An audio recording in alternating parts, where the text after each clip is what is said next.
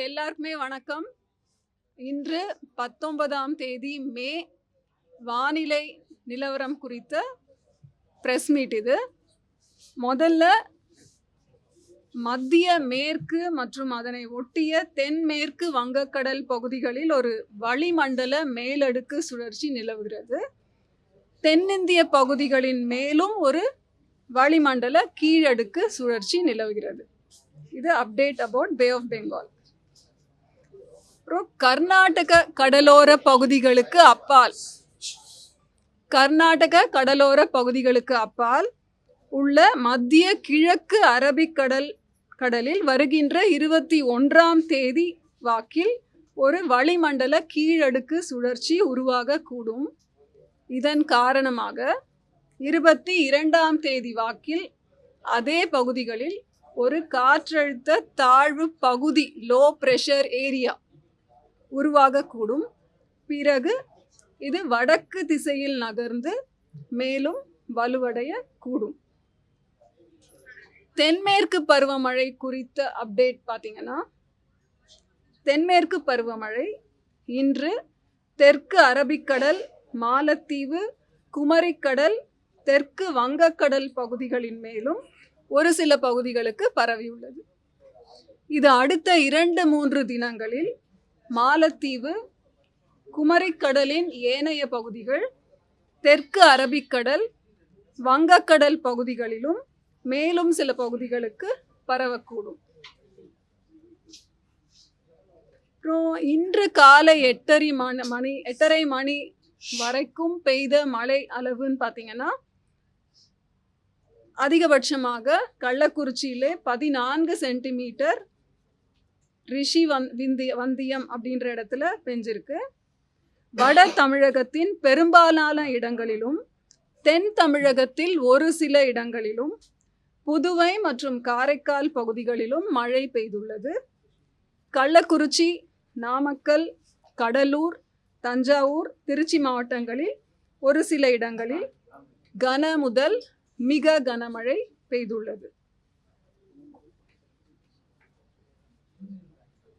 அப்புறம் கனமழை எச்சரிக்கைன்னு பார்த்தீங்கன்னா, 2 நாட்களுக்கு எச்சரிக்கை தரப்பட்டுள்ளது. 19ஆம் தேதி மற்றும் 20ஆம் தேதி.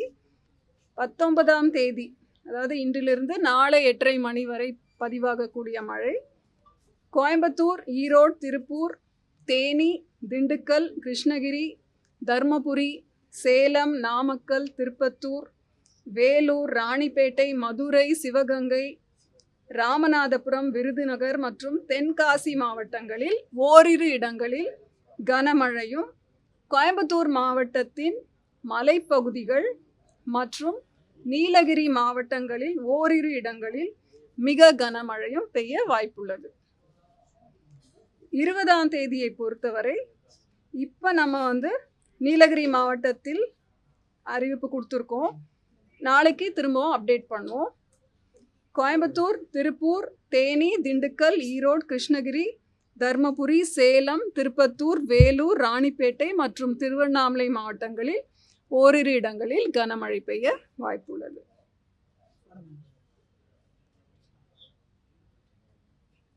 அப்புறம் சென்னை மற்றும் புறநகர் பகுதிகளுக்கான வானிலை முன்னறிவிப்பு.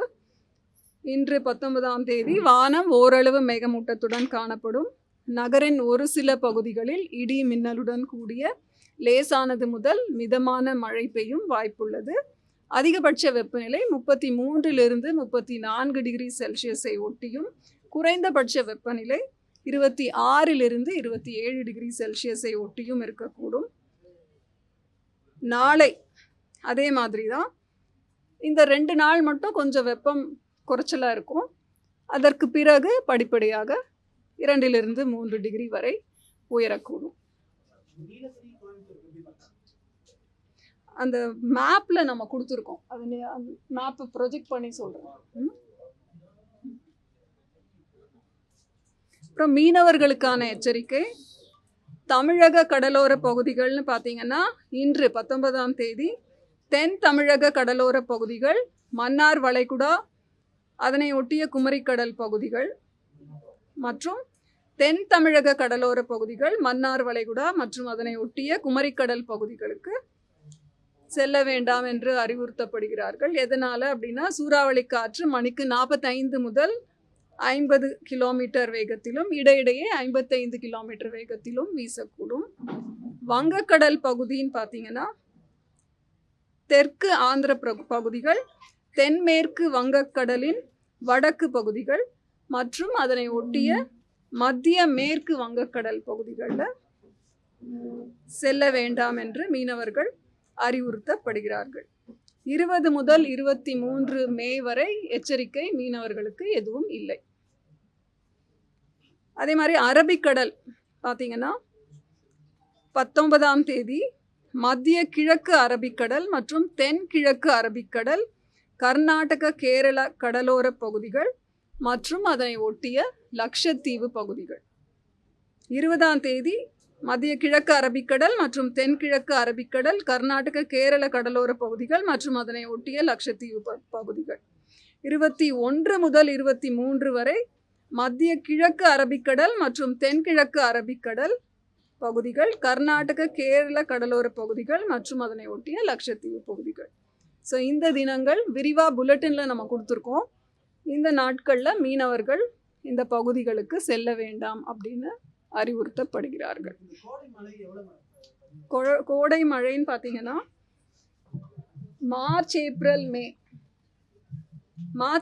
மே இன்று வரை 19ஆம் தேதி மே வரைக்கும் தமிழ்நாடு, புதுவை மற்றும் காரைக்காலில் பெய்த அளவு 192.7 மில்லிமீட்டர். 192.7 மில்லிமீட்டர். இயல்பு நிலைன்னு சொல்கிற நார்மல் 101.4 மில்லிமீட்டர். இது சராசரி நிலையை விட 90% அதிகம். அதான் ஆல்மோஸ்ட் தமிழகம் மற்றும் புதுச்சேரியில் ஒவ்வொரு நாளுமே ஏதோ ஒரு பாகத்தில் மழை பெய்துட்டு இருக்கு. அதனால இது இயல்பை ஒட்டி அதிகம், இயல்பையை விட ஜாஸ்தி.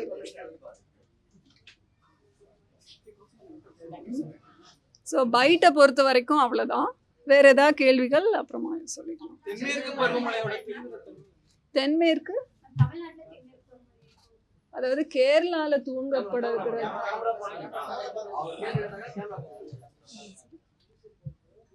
கேரளாவில் தென்மேற்கு பருவமழை துவங்கும் தேதி 27 மே என்று அதிகாரப்பூர்வமாக அறிவிக்கப்பட்டுள்ளது.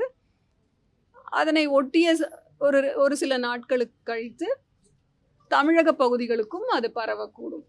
அது அப்போ கேரளாவில் எப்போ துவங்குதோ அதுக்கப்புறம் நம்ம சொல்ல முடியும்.